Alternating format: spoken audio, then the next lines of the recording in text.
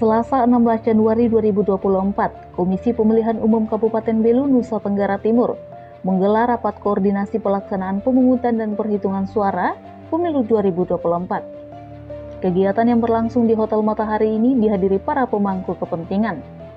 Dalam rapat, Ketua KPU Belu, Mikael Nahak menyampaikan temuan kecurangan pemilu dengan memanfaatkan warga negara Indonesia untuk mencoblos ke tempat pemungutan suara yang digelar oleh negara tetangga Timor Leste.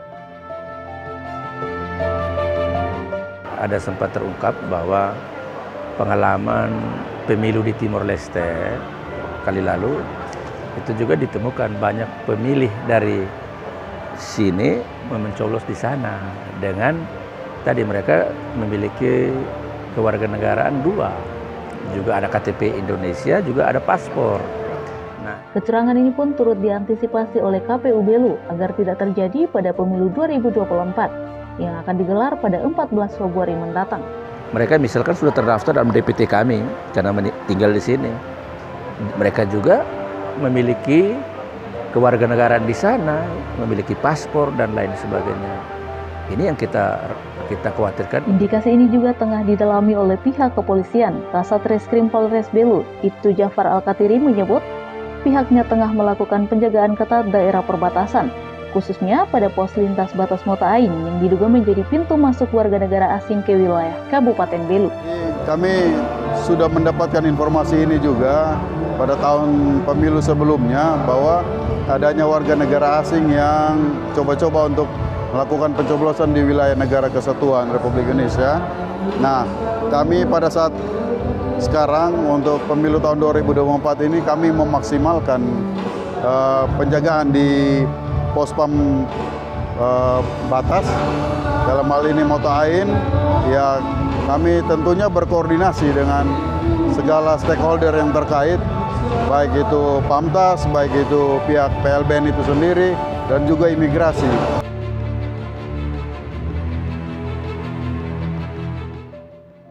Manajemen risiko dalam pemilihan umum serentak tahun 2024 penting dilakukan agar tidak terjadi kecurangan yang dapat mengakibatkan pemungutan suara ulang. Sejatinya pemilu adalah momen penting bagi seluruh masyarakat Indonesia, di mana warga negara memiliki dan menggunakan hak untuk memilih pemimpin dan perwakilannya, termasuk memilih calon presiden dan wakilnya untuk memimpin negara ini. Dari Belu, Tim Liputan Atambua TV melaporkan.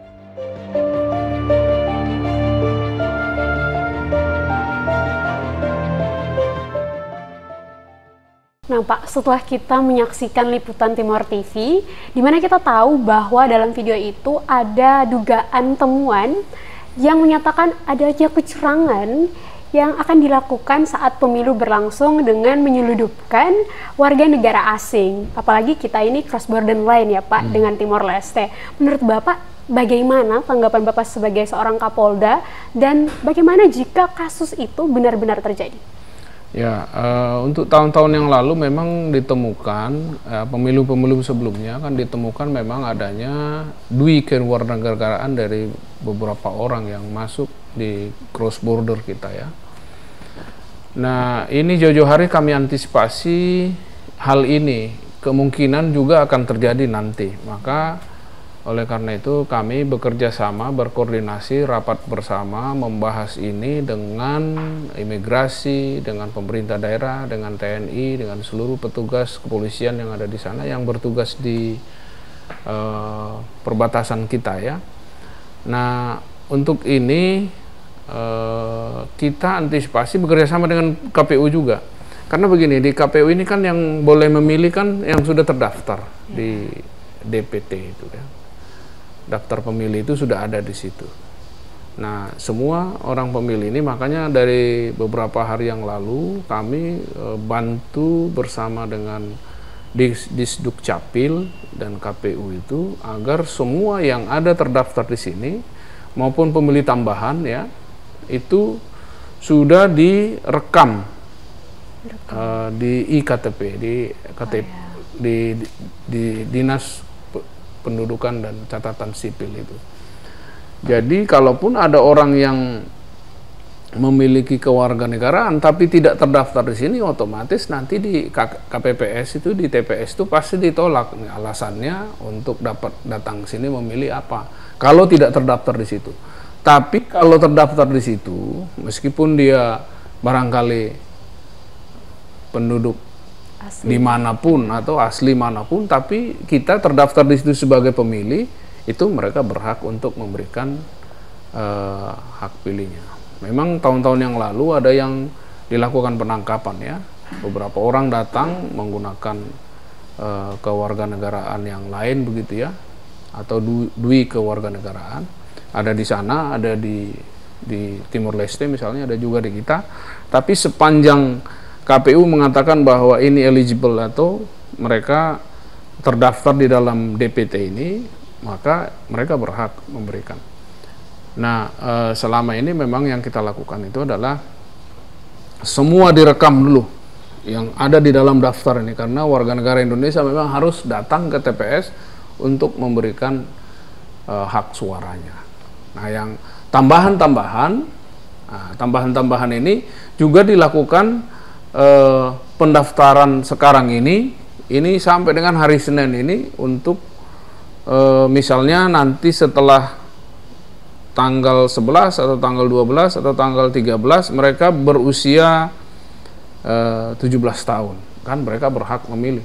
Nah, itu semua dilakukan pendaftaran, perekaman IKTP, sehingga nanti pada saat mereka datang di TKP mereka sudah tidak lagi mengalami hambatan.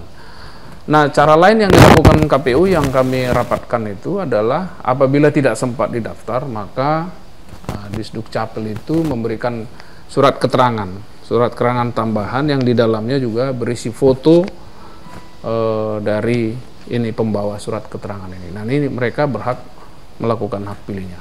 Nah, lain dari situ saya kira nanti KPPS akan menolak itu. Dan anggota kami yang ada di sekitar situ untuk mengamankan, tentunya melihat proses ini agar mereka misalnya yang tidak terdaftar, yang tidak punya hak pilih, yang sifatnya mengganggu, ya maka anggota kami akan ada di situ. Ya, berarti akan disidak ya Pak. Tapi kan berarti kalau dia sampai lolos, itu ada stakeholder lain yang membantu. Ya, di perbatasan kita ini kan bukan hanya kepolisian ya, ada TNI di situ, ada imigrasi, ada bea cukai, ada kementerian-kementerian yang lain yang bersama-sama kita bertugas di situ, yang masing-masing pada rapat koordinasi itu sudah membahas agar kejadian ini tidak terulang kembali seperti masuknya misalnya gelombang warga negara asing yang bisa masuk, yang misalnya mereka pernah ada di Indonesia tapi sesungguhnya bukan lagi penduduk Indonesia.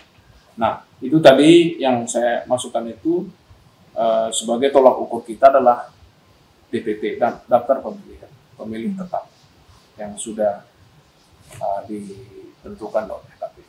Oke, selain peran kepolisian, pastinya dibutuhkan peran masyarakat NTT untuk menjaga keamanan dan ketertiban pemilu 2024. Nah Pak, yang terakhir, apakah ada himbauan dari Polda Nusa Tenggara Timur agar terciptanya pemilu 2024 yang aman, damai, dan tertib?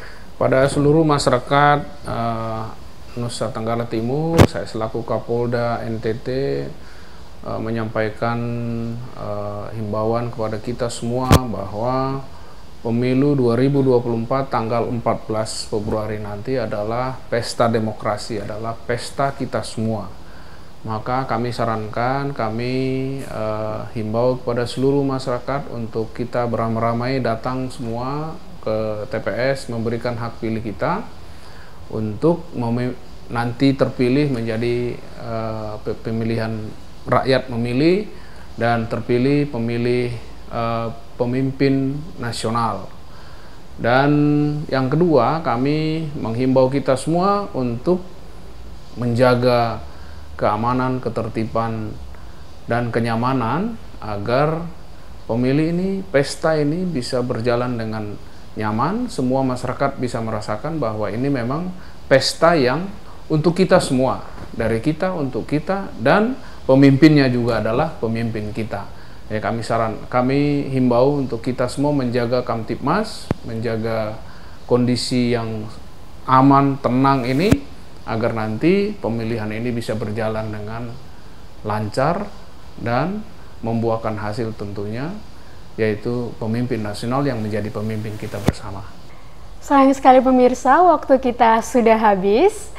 Dengan program Lebih Dekat bersama Bapak Daniel Tahimonang Silitonga. Saksikan terus program Lebih Dekat di hari dan jam yang sama. Saya Santana Maya, mewakili seluruh staf yang bertugas. Sampai jumpa dan selamat beraktivitas.